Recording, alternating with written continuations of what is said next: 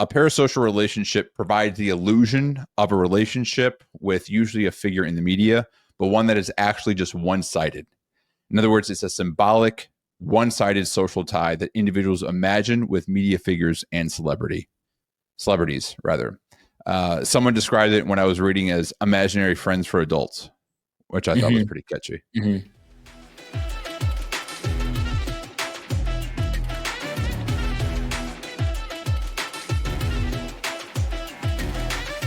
What's up, Dave? Rob, I missed you. How have you been? I am refreshed. That's the wrong word. I just spent a couple of days with my kids in Southern California. Took them to Legoland and did some other stuff just to have some time with dad and kids only. My dad came too, so it was 3 generations of Pattersons hanging out. A force to be reckoned with in Southern California. Yes. How was it? I hate Legoland. What'd you think? I think I picked, there could be a variety of reasons why this was the case. It was like high 50s when I was there. I waited no more than 10 minutes to get on any ride. Oh, wow. And there were maybe just a couple hundred people in the park. It was so easy, and the kids had a great time. So I know that you and others who have gone have not had the same experience, but it looks like if you're going to go to Legoland, at least in Southern California, go after the winter holidays. Yeah. In January, you should be okay. What do you think the fire had anything to do with it? That's one of the other things I'm thinking of is San Diego is fine fire-wise, but maybe the fires did just cause people to want to stay more indoors or away from other places. I have a cousin who lives in LA area, and he was mentioning that, particularly in LA, because I saw him when I was there, there's a lot of people just not going out and doing stuff. So I could see where if it was LA, maybe like Disneyland, just south of LA, that would be a thing. So it could be part of it. I don't know, but regardless, very easy. Oh, good for you. Yeah. I'm feeling frustrated because it's like I've suffered something, and then for you to like get off and be like, "Oh, it was a great trip, no big deal." You don't feel happy for me? No. I would like you to suffer the way I suffered. Okay. I get that. Yeah. What is that? There's like is that German? That's not Schadenfreude. What is that? Like, because I suffered, you suffer. I want you to suffer too. There's a term for that I can't don't know. think of. I don't know, but it's probably not the best part of me. I mean, I feel you. I'm kind of similar there. Well, I'm excited about our topic today. And we've done this once before when we talked about cults, but our topic today comes via a listener suggestion. And it's a very special listener, Dave. Oh, yes. Who is this? It's my wife. My wife, Jen, had a suggestion for us. Now, she will remind me that she suggested this months ago, and then I never did anything with it. I don't remember that. But needless to say, Jen, I am taking your suggestion today, and we're going to talk about parasocial relationships. So this is a little bit of a love letter between you and Jen. It is. It's not as much as she'd like it to be. Her suggestion was just to talk about Taylor Swift, which we'll get to in a second. Oh, God. And I was like, all right, well, we can talk. Yes, Jen. Yes, we'll talk about Taylor Swift as if we don't get enough of that in my household. But I wanted to make it a little bit bigger because my wife is obsessed and has only recently in the past like 12 to 18 months has become obsessed with Taylor Swift. Yes. And she certainly has what I would call a parasocial relationship with her. And I believe you have something similar in your household, right? Yes. There's some song like about like if I were a man. My wife's fascination with Taylor Swift really surrounds her pushing back on the patriarchy and how men are. I don't know why Allison seems to deviate to like see how crappy men are, but she really gets behind those kinds of songs. It makes me wonder, like, if she has more personal experience with crappy men and patriarchy, like maybe in her own home, that would I cause her to focus on it. I don't know. it's possible. Yeah. Yeah. I'm not, it's possible. Yeah. Yeah. Yeah. Yeah. She's taught my kids, like when I think it was the Eras tour for sure. And then the video, I mean, we watched that. My kids can both recite every single Taylor Swift song. They both sing and dance to it. My son, my 4-year-old, will walk around with one of his pants legs hiked up and the other one down because it's like one of her outfits and the Taylor Swift in one of the songs she sings in the concert. And so he just goes around like this. I'm a real bad kid. I can handle my shit. Because we've told them that they can cuss if it's with us only, and if it's a song, that they're okay to say that word. And so, of course, I look for any opportunity to do that. Okay, good. All right. So parasocial relationships. Do you know how I should know the number, but I don't off the top of my head. But I think that something like she has raised, like when she goes into a city, it's like $1 billion gets added to the economy of that city. It's like a crazy contribution. I can only imagine. I mean, from what I could tell, I mean, again, I've known of Taylor Swift since when she was a country singer and what we were like in college or grad school when she first came out, and I'm like, yeah, she's good, but my God, over the past 2 years, it's just gone like from like she's the top and it just exponentially grew. Yeah, everywhere, crazy. But yeah, the economy. I mean, my wife has traveled to go see Taylor Swift, and not just once, but twice. She's gone to 2 different places. And what's the ticket cost of one of these trips that she goes on? It's funny that you asked that. I am under specific direction not to disclose that amount, but you might imagine because that's the instruction. It was more than just a couple of dollars. Yes. Yeah. Yes. Allison, I was doing a video with her, and she just talking about how she had gone to this Eras tour. She flew to Canada to go see it with her sister-in-law and a friend. She goes there, watches it, and then afterwards she's like, these people are so crazy. All these people are buying Taylor Swift sweatshirts. And like, what a waste of money that is. And I'm like, Allison, you bought a $600 ticket to get in the right country to go see her. You're going to make fun of someone for buying a sweatshirt? I mean, I just think that there's something about Taylor Swift that it's just all consuming for people. It is. There's something about her, and I think it's going to be a good segue to what we talk about today. Like, what is the connection that her and other people like her have to their fan base or to people around them that causes them to otherwise, I mean, again, one person speaking here, to make decisions that aren't super logical as it relates. Like, I love going to see concerts. It's great.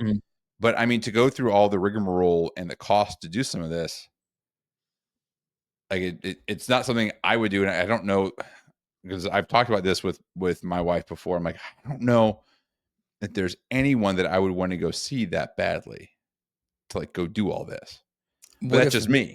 Hold on. What if Whitney Houston was alive and she's playing in London? As I've said, I've seen her hologram show in Las Vegas, and that was good for me. That was enough. That was enough. I mean, maybe if this was in London in like 1993, yeah, it could be like you could get me there, maybe. Okay. But yeah, I don't know, but I think she's a great example of a parasocial relationship. So I want to, before we dive in too much here, I want to just describe to everyone like what we're talking about here, if this is not something that our listeners are very familiar with. And what I'll say is I'm familiar with this term. I was surprised in preparation for our show, like how kind of the bulk of research and stuff that's been done. Certainly there's research from psychologists done in parasocial relationships, but because these are oftentimes relationships with famous people or people in the media, there's a lot more research that comes from like communications literature, media and marketing literature, stuff like that. Okay. Interesting.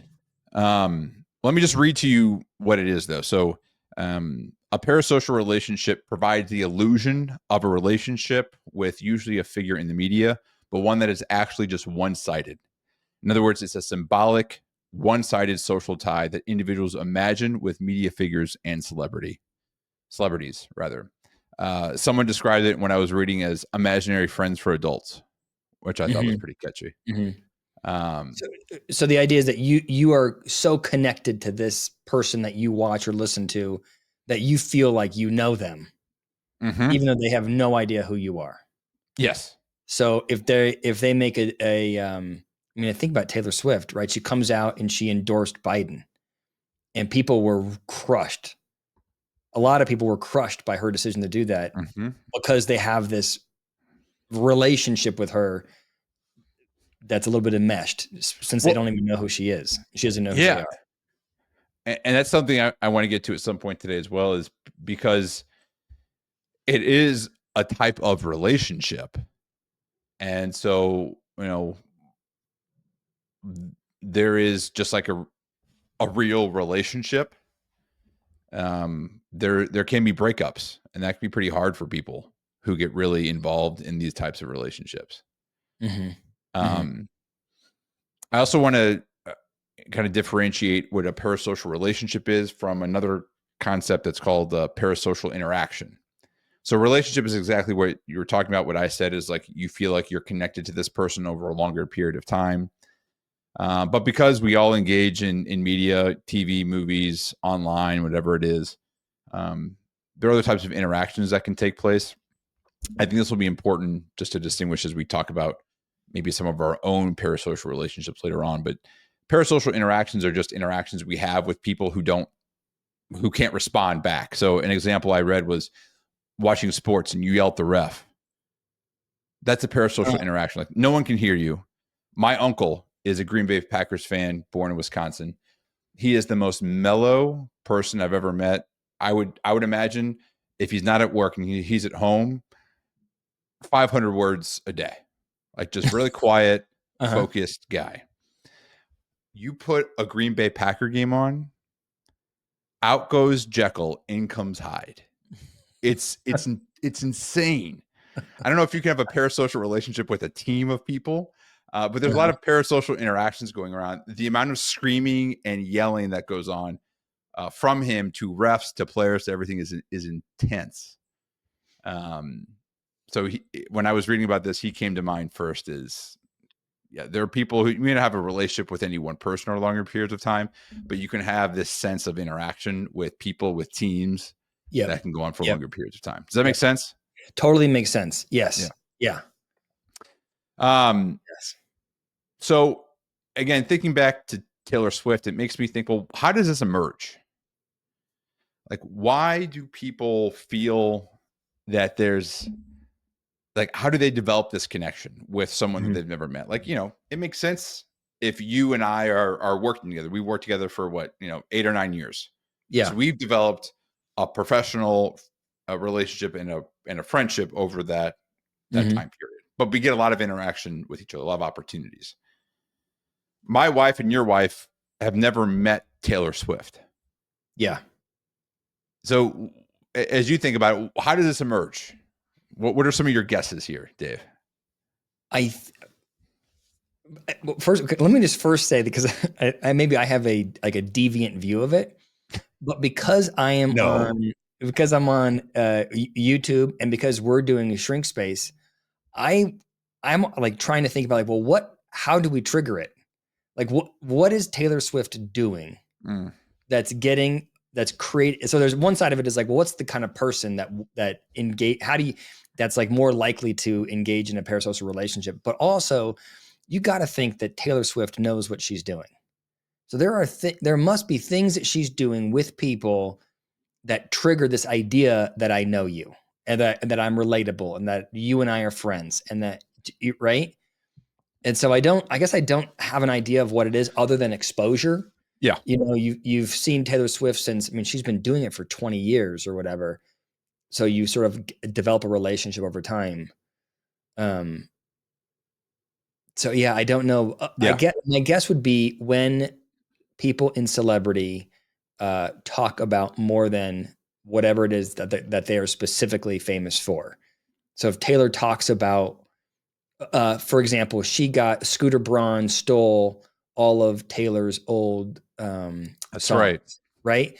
And then So Taylor that's why goes on out and goes, Spotify she has. Oh, sorry. Go ahead. yeah. So she comes out and goes, I got screwed by this guy, and here's how I'm going to fight him. I'm going to re-record all of those songs. Come on, crowd, help me. I think there's a part of like we're part of Taylor now, which is beyond just Taylor singing and not saying anything to the audience. Like I think there's a component of you're with me, you're part of my journey. I tell you more about my personal struggles. I think you're hitting the nail on the head there. So, a big part of it is not only exposure, but feeling like you're getting like a glimpse behind the scenes of the real person. And I would argue that that has become even more important recently with the rise of social media and influencers.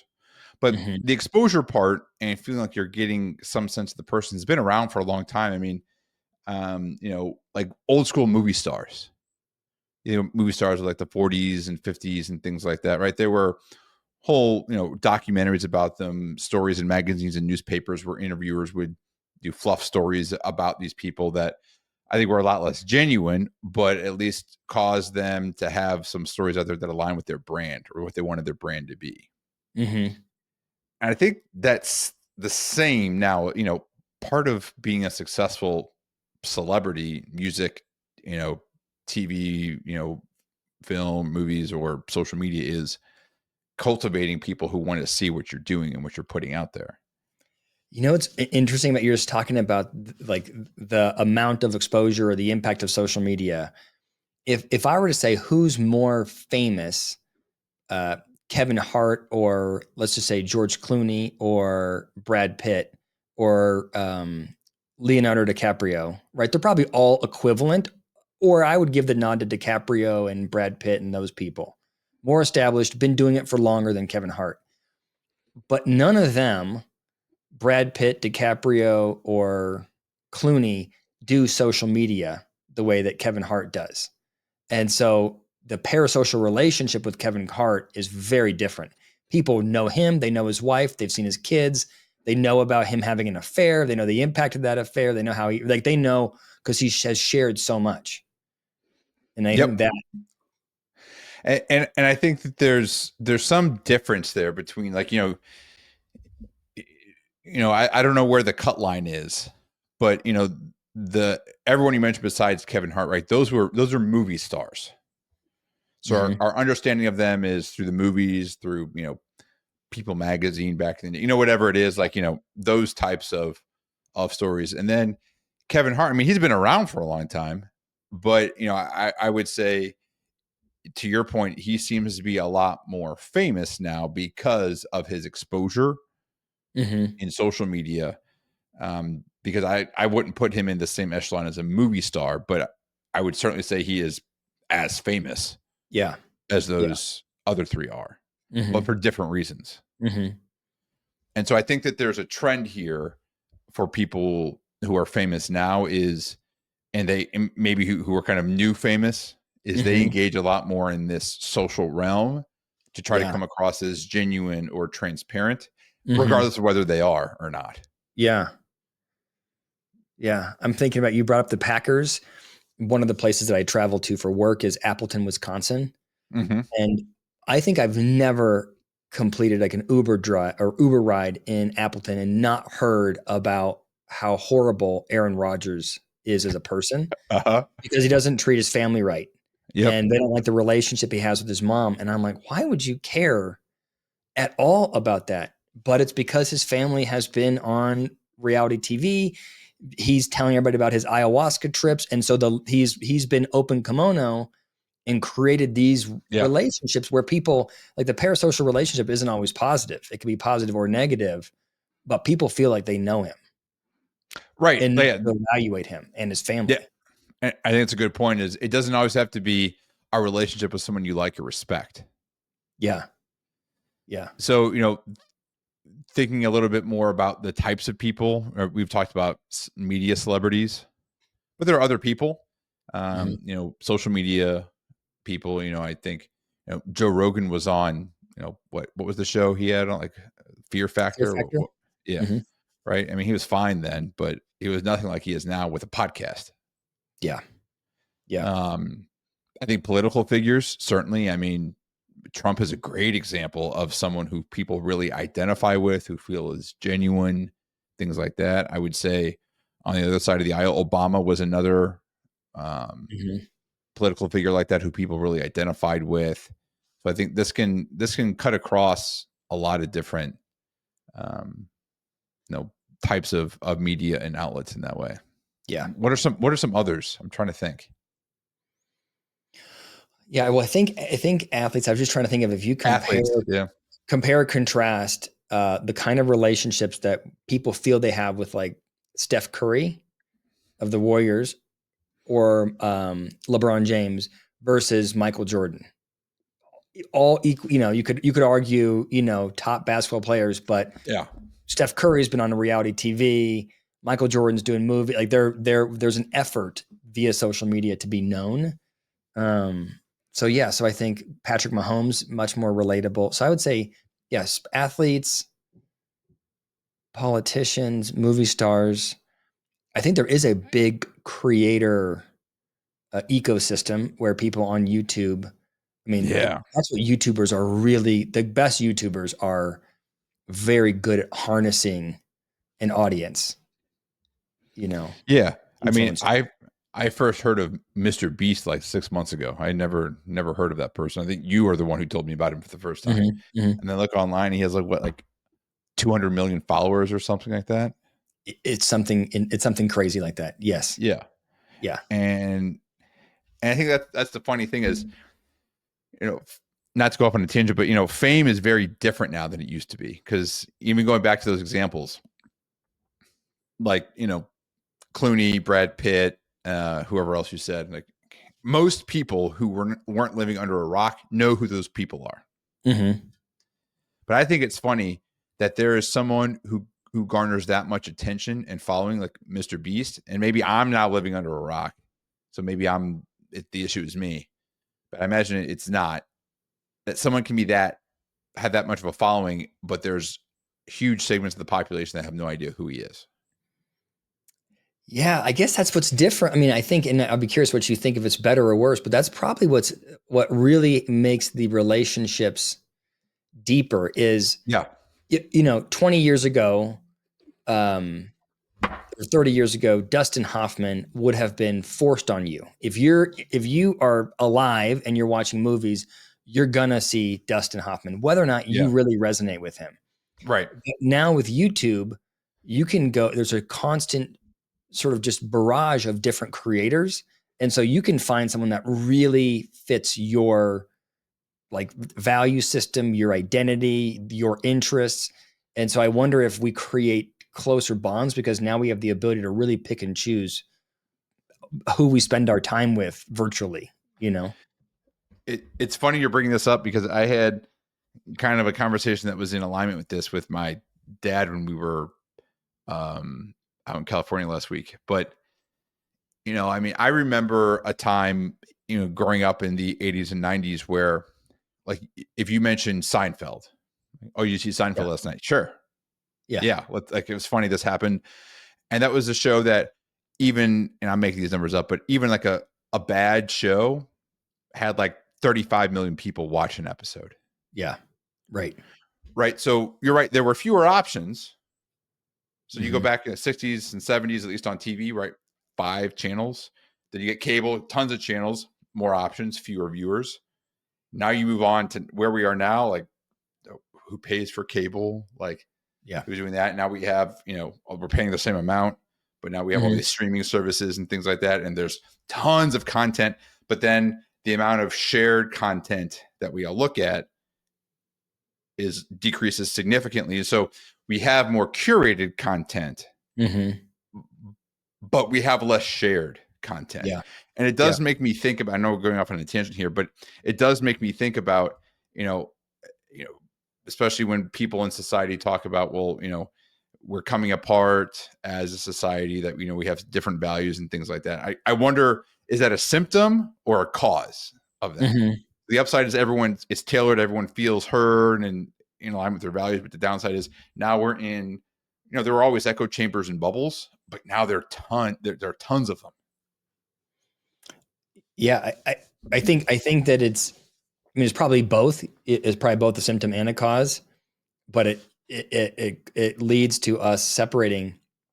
I had always thought about it like it's the fault of Meta, or it's the fault of whatever social media you're on that's feeding you content that's more and more provocative and then pulls you further and further away from everybody else. But I guess it also is that we like the idea that we're getting content that feels good and fits us. You know what I mean? Like it's not just that what you're being served, but you are searching out content that is validating to your values, your beliefs, your sense of humor. And then we do just naturally, because we are sort of tribal by nature, then we become real critical of other people that have different views or perspectives than we do. Yeah. And I would say that, as we've talked about on the show before, one of the hallmarks of our culture as Americans is a bit more, that rugged individuality. Mhm. That's something that is, differs here than it does compared to some other cultures. But I would say that's come certainly over the past 10 years, even more into vogue, right? Like, yes, like Yeah. be you, be yourself. Mhm. It's okay to be different. And those are all positive things, to be Mhm. sure. Mhm. But I guess until very recently, I'd never really thought of, well, what's the downside of some of this, or what's the overused side of having that orientation a bit more? And it makes me think that this could be it. That it just, That you're people are such getting a divided. small group. Yeah. I Yeah. think people are getting divided. And then the other downside of it is the Andrew Tates of the world, where you get yourself like, there are people, if you said to me, well, who do you have a parasocial Yeah. relationship with? I may think that I have these positive parasocial relationships with good people. And there are people who have positive parasocial relationships with people who I might not think are that good. Yes. And now I'm not saying I'm always right, but I guess that's the question is, Yeah. there is the advantage of having these relationships with social media and the greater connection, in that if you grew up in a downtrodden, disenfranchised, negative environment, you now have the ability to feel really connected, like your family, with someone that is super inspirational and empowering for you. There are Yep. gurus everywhere that can help you. The other side of it is there's also like the dark side of the internet, where you can have people that will totally derail your life, and then you can feel like they're part of your family. Yeah. It's almost like you can get sucked in by an Andrew Tate or another, online personality like that. And you Mhm. may, it may seem pretty benign at first, and then you just get into it after a year, and you're just telling yourself, this isn't all that bad. Like, what's everyone talking about? Mhm. Mhm. He's fine. Yeah. And then fast forward to what ends up happening with him. Yeah. Yeah. Um, so yeah, I mean, it is interesting, right? So it's a curated experience. But it's likely to increase your defensiveness, like in a real relationship. It's like, Mhm. I can be critical of my family. I can be critical of my wife and my parents and whatever else, but you better not be. Right. Like, Yeah. you're not in that bubble. Yeah. Yeah. So you don't get permission to do that. I do, you don't. And I Mhm. feel like that's a very small example of what can happen with some of these celebrities.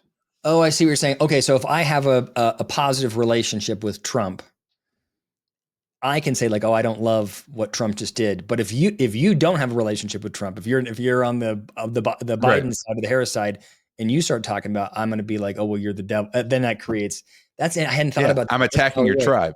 Yeah. Like, Oh, we can be disparaging internally, but you can't let the other side think that or yeah. see that. And I think that's certainly with Taylor Swift. I think I see that with like Beyonce and the Beehive or Bayhive, and then there's what was that video of the dude, the Britney Spears, the Leave Britney Alone? Remember that video from a Yes. long time ago? Just screaming and crying. Yes, Yes. yeah, like That's so funny because the Taylor Swift thing just for because I'm just not invested in it. Whenever someone's like, I'm a Swiftie, I like will be like, I think AI wrote most of her songs. That's because you're a shit disturber. Yeah. yeah, that's not funny to them. That is not a funny, like they're so connected to her that you do not. I mean, I'm not sure if I told you the story, but I was in San Diego this summer. Me and two of my best friends from high school got an Airbnb with our families and went to Legoland and hung out and reconnected. And we were all talking about how we don't like Taylor Swift, but one of my friends had watched the Taylor Swift documentary, was like a huge fan. And then you have this, 42-year-old man be like, Dave, imagine you're on a treadmill. Could you run? You're in high heels running on a treadmill and singing her songs. Could you do it? I'm going to buy a treadmill and get you on, and he's like defending how incredible an athlete Taylor, and there's energy around her if you have that relationship. But I think that's a great example. I mean, in just a short time frame, right? It's someone who's famous, and then you watch this thing and you feel like you know her more, and you like what you see. And so then you feel like part of that community, and then you hear someone disparaging her, so then you want to come to her defense. Yeah. So it's a microcosm of the larger concept here. It is interesting. What I also found is, though, there are degrees of this, because I would say for the most part it can be fairly healthy or benign. Yeah. So people who study this kind of have identified 3 different types of parasocial relationships. So one is just called like an entertainment, where again you feel like you know someone, you're engaged with them. So I think a lot of people, Taylor Swift is that way. It's like, yeah, I feel like I connect with her. I like what she does. I like what she stands for. So she's more of I have like an entertainment or social parasocial relationship with her. And then it gets kind of into increasing levels of intensity from there. So the next one is intense. And so these are people maybe who like Taylor Swift. And then if you say something disparaging about her, a thought that crosses their mind is, well, maybe we're not friends anymore. Maybe we can't do this. I'm sure that happens. I think this happens certainly a bit more on the political side. Yeah. And maybe a bit more on like the athletic side. Like, I like this person on my team and you like a different one. And like, well, not that I don't like you, but what the hell are you thinking? Well, yeah, but think Politics, about like for sure. People and the fans of football games fighting. Yeah. You're way over aligned with that team, the players. Yeah.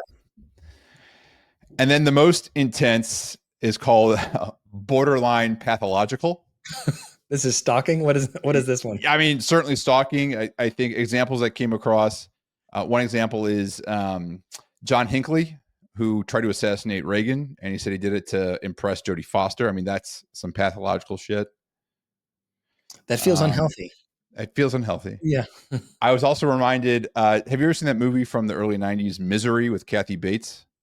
Yes. I mean, a long time ago. Like I think that's an example of this type of obsession with a person.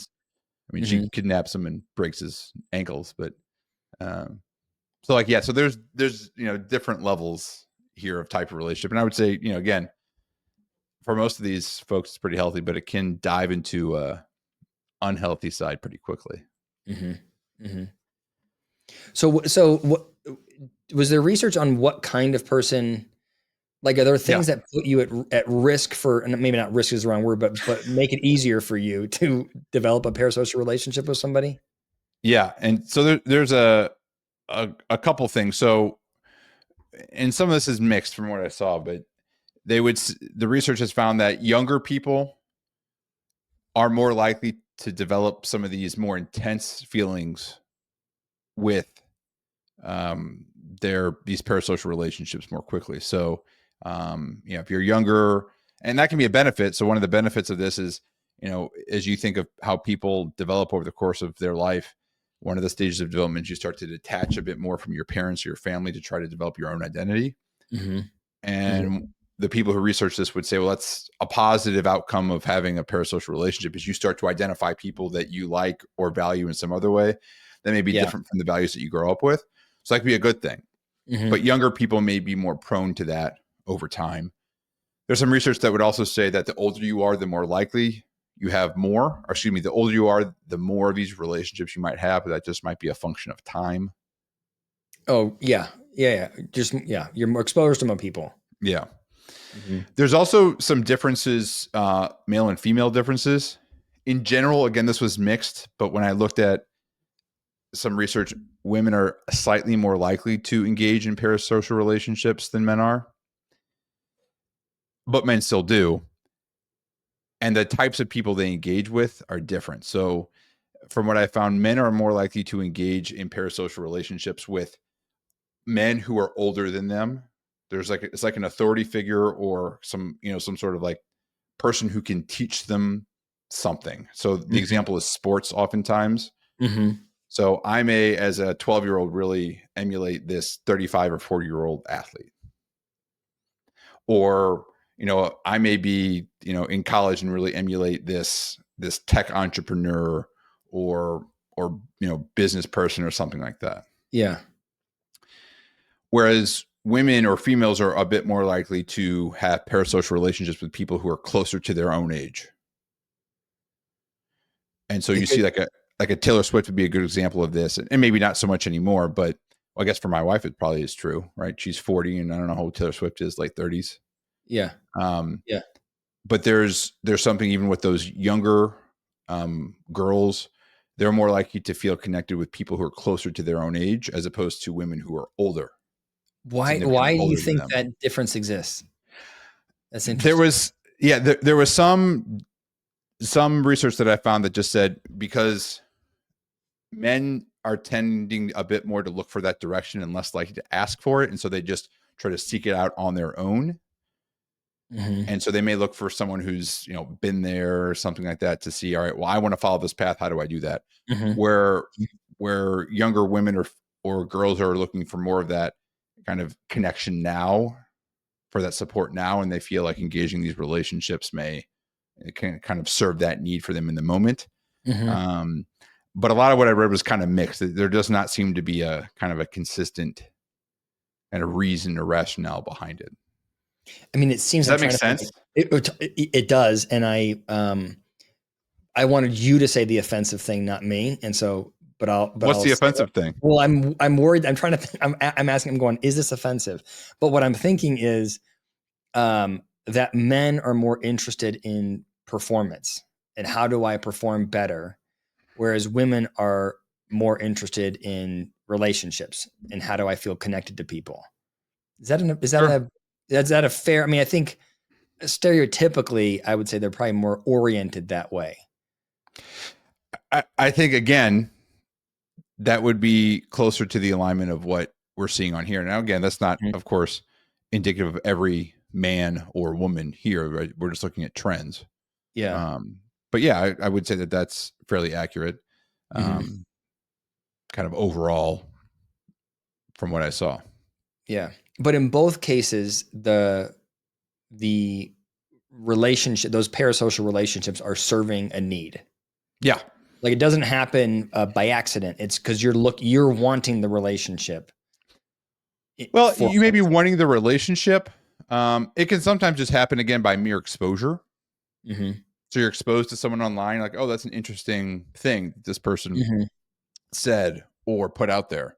And then you just dive a bit more deeper into that person and you feel like you Yeah. know them a little bit more.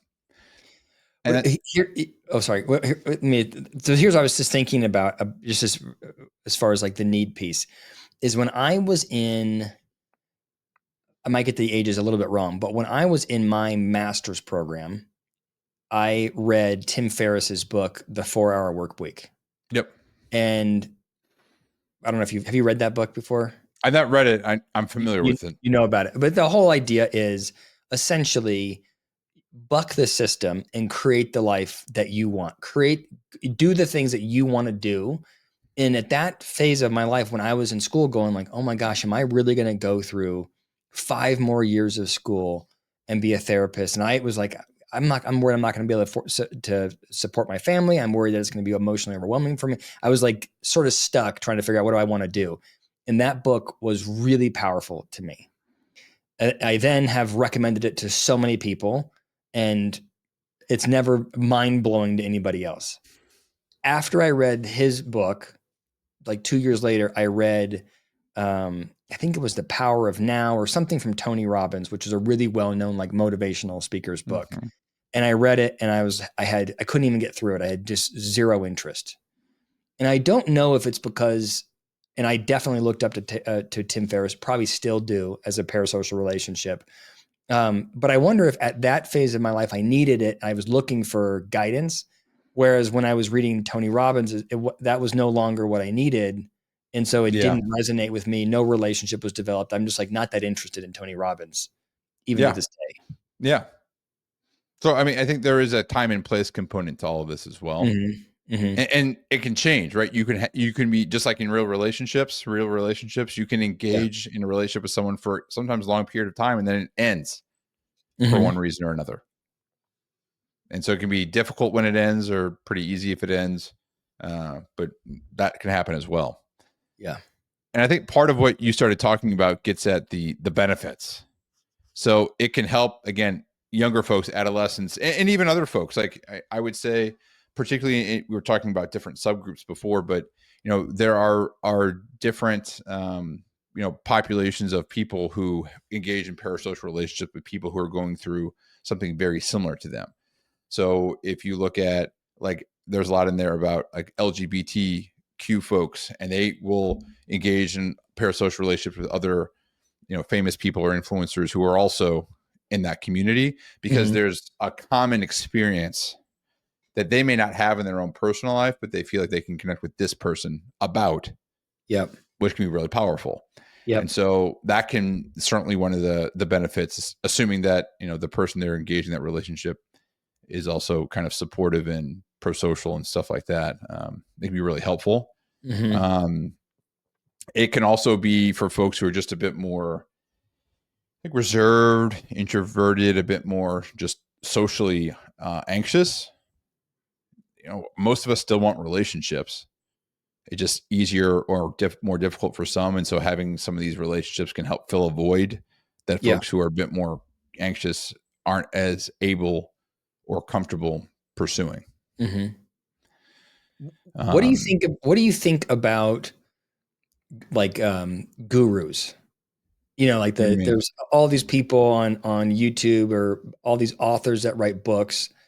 I mean, like the self-help industry is just burgeoning, right? There's so much content there, so many people creating content telling you how to be a better business leader or a better friend or a better spouse or a better parent, or you know what I mean? How do you view those gurus? Positive or negative in your mind? I think it depends. We did a show a while ago now about impact versus intent, and I was a bit more on the intent side, and you were more on the impact side. Although, um, I certainly understand where you're coming from. This is where I might agree with you more. Is Mm-hmm. there so many people out there, and it seems like really their primary purpose for being out there is not to share information or to help, but it's to make money. Mm-hmm.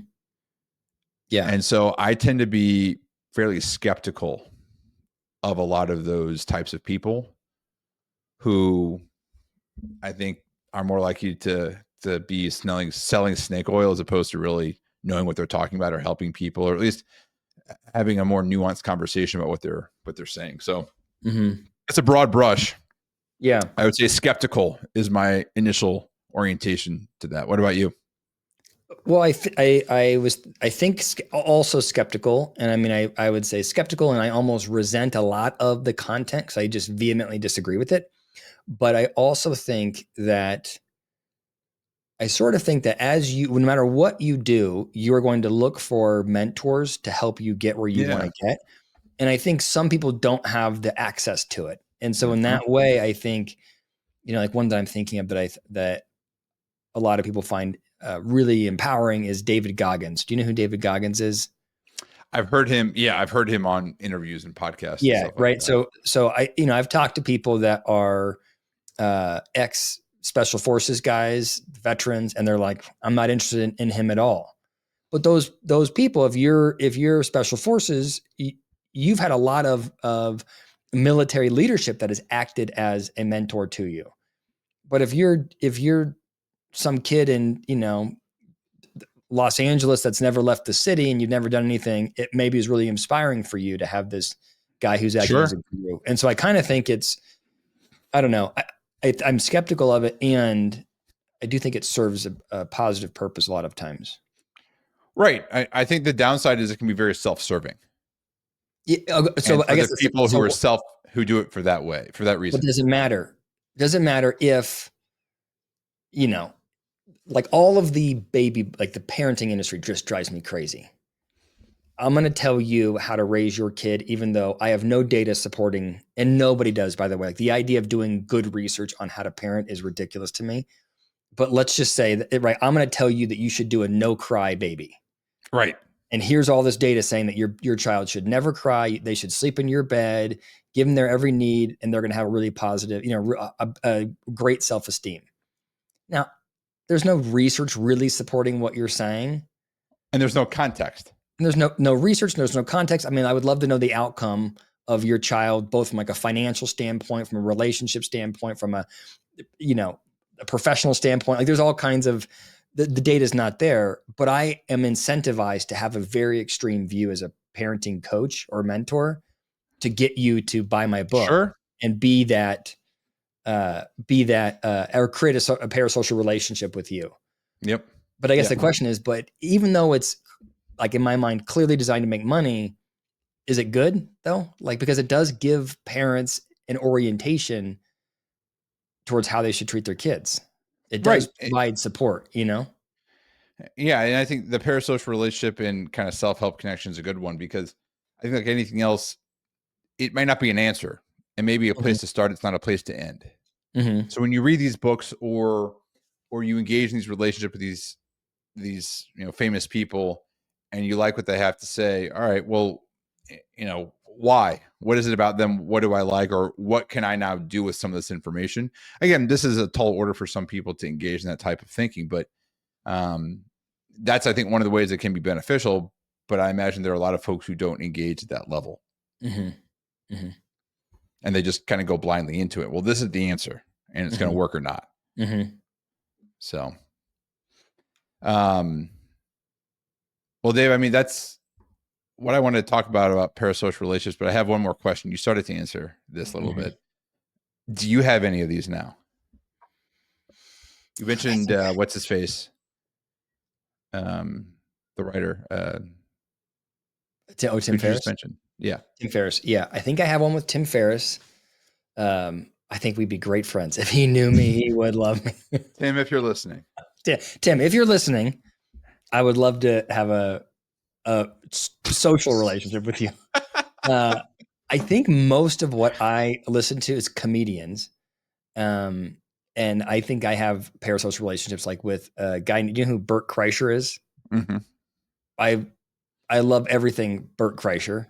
And he from a marketing standpoint shares way too much about his family and about his life and his experiences and his anxieties. And so it's hard as an audience not to get sort of lost in that. Yeah.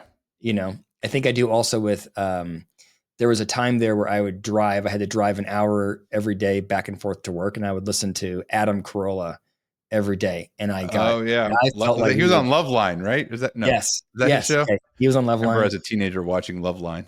I definitely, I think those are probably the two that I think of as being like the most connected to. Like, you know about their life and stuff like that outside of, like, if I saw Adam Carolla or Bert Kreischer, I mean, I would be like, hey, how are you? Were you good seeing you again? And they'd be like, hey, get away from me. Yeah. But because I feel like especially Bert Kreischer, you don't track him, but I mean, he does like constantly on Instagram Live or whatever, sharing what he's making for breakfast. Or I know that on Friday, he's going to do a Winston Churchill day. I know what he's going to eat for breakfast. It's like, I'm totally into it. That makes me sound insane when I hear myself saying it. I was thinking the same thing. I'm like, Bert, you might want to watch out. Yeah. Yeah. What about you? I was thinking about it because, in preparation for the conversation, and I can't come up with one. And I think a big reason why is it could be just like my social media intake is pretty low. Mm-hmm. So Mm-hmm. I don't do much of that. So I mean I enjoy comedians. I watch a lot of TV and movies. People who write about different things. I like them. I don't know anything about them outside of what they present, though. I don't understand. It's like if I were to assess your like personality, like your like psychological profile, I feel like you are built to love drama and love social media. And I cannot figure out why you don't. It's like you're like the opposite. It's like an anomaly. You are super people oriented. You love to talk. You're like the most emotionally connected man ever.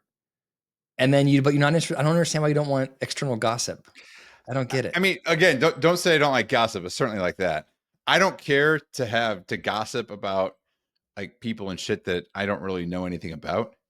Yeah, I don't And understand I it. think part of the answer though is what we were saying before is, and this is again, I get all high and mighty about it. It's I think like the reason I don't engage social media, maybe why I don't have the parasocial relationships because that helps you have them Mm-hmm. is again I feel like it brings people apart more than it brings them together, and it's just it doesn't interest me to do that anymore or to engage in that as much. Uh-huh. Um, so if I had to guess, that's one of the reasons why. But I mean, there are people I was fans of, which I think is being a fan of someone is different than feeling like you're in a parasocial relationship with them. But Mm-hmm. yeah, I don't know. That's what I think. But I'll have to ask more people like my family here, like, all right, what am I not thinking of? Because there has to be some of that, like Yeah, but that I just isn't yeah. coming to me. Yeah. So So I think the last question is, Rob, what do you and I need to do as the leaders of Shrink Space to create? How do we create this? We need to be we need to I get see some where you're going. parasocial relationships. How do we do this? Well, I think first like and subscribe. That's a good start. Yes. That's a good start. So if you want to hear more about us Yeah. and get to know us even better, so right. So what did I just say? Is I hate people who do that, and now Yeah. 30 seconds later, I'm But we doing would the really exact like same you to thing. do that. And I think So yeah, I we think need to that's it. start What about posting you? pictures. Oh, sorry, I was gonna say we need to start posting pictures of ourselves eating breakfast and in our skivvies and let people really in open kimono. That's the way to do it. It sounds like. Yeah, figuratively, of course. Mm-hmm. Uh, but yeah, so if you like what you heard today, want to hear a little bit more, of course, please hit the like button, subscribe, so you can hear a little bit more. I'd be interested to hear people's take on the upsides and downsides of Mm-hmm. parasocial relationships, and maybe some people that they find they engage with these types of relationships with that we didn't talk about. Yeah, Anything that we missed, you should send us either a comment or send us an email at shrinkspaceshow@gmail.com. We look at all that, so please send it our way. Um, Otherwise, that's all I got. perfect.